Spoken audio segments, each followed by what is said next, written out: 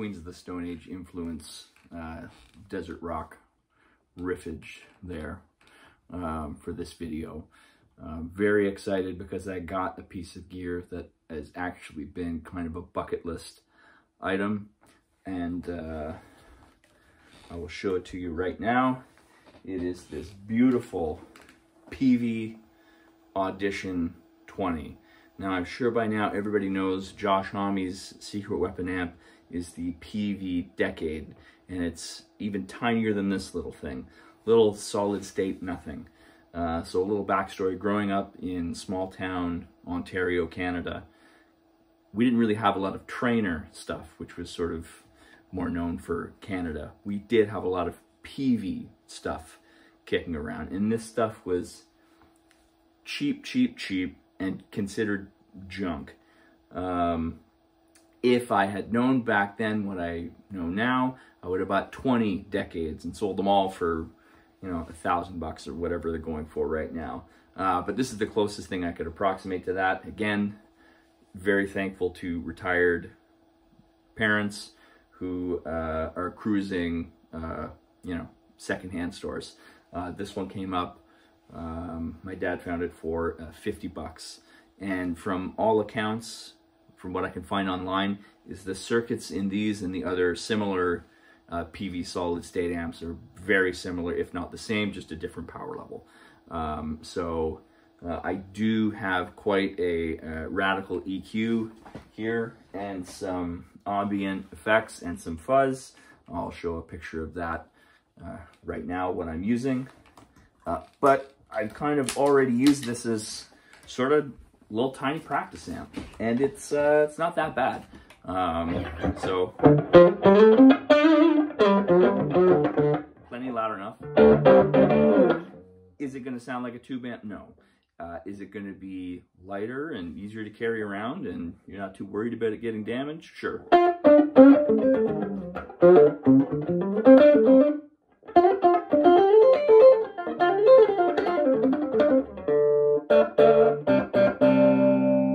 So let's just put on some reverb, maybe not so drenched like before.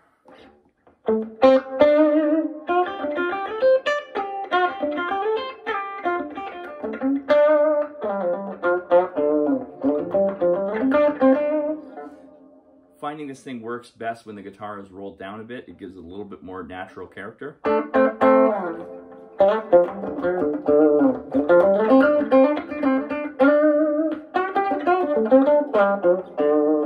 You know, but it's really cool. It sounds half decent. There's a bunch of useless sounds on there. I mean, this is their idea of what, you know, their overdrive sort of 80s distortion sound.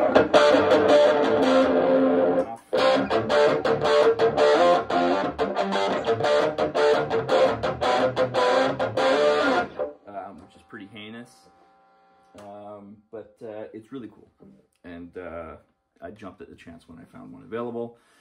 So just a quick video showing you this, you know, little collection of garbage. Yeah, if you guys find one, highly recommend you pick one up. They're very cool. They can be very cheap, depending on where you can find them. Like I said, the Decades are sort of Josh Homme's secret weapon, and those things are off the charts. I told one of my friends who's, you know, longtime guitar player and lots of boutique equipment. You know, I showed him a listing on Reverb for one of these Decades for $600 or $700, and you know, he was sort of gobsmacked that Peavey, you know, junk would be that expensive. But such is the guitar marketplace. Anyways, quick little video. Hopefully I can put this thing to use just as a little practice amp. But all in all, not as bad as what I sort of remember Peavey being. And maybe it's just that you know, youth is wasted on the youth. I didn't know what we had at the time, how good it was, so, you know.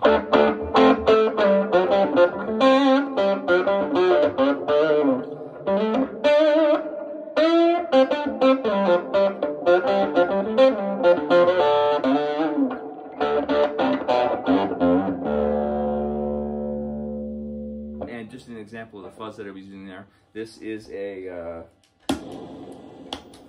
hand-built, handmade fuzz from a friend of mine, Jeremy Rouse, and it's a fuzz face, a silicone piggyback fuzz face, sort of that emulates a germanium fuzz face with a octave circuit in it. And I'm also using some pretty heavy EQ from a G7 to get sort of those, you know, desert detones out of this. So very spitty fuzz.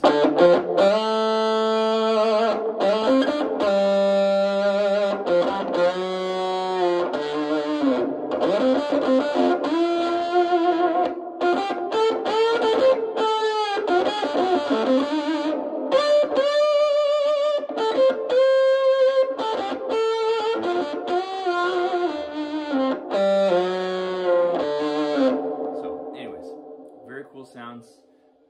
Let me know what you think in the comments. Is it junk? Yeah. Is it useful? Yeah. I think, what is the quote? There's no such thing as a bad guitar sound, just a bad application. So we'll leave it at that. Thanks very much, and talk to you soon.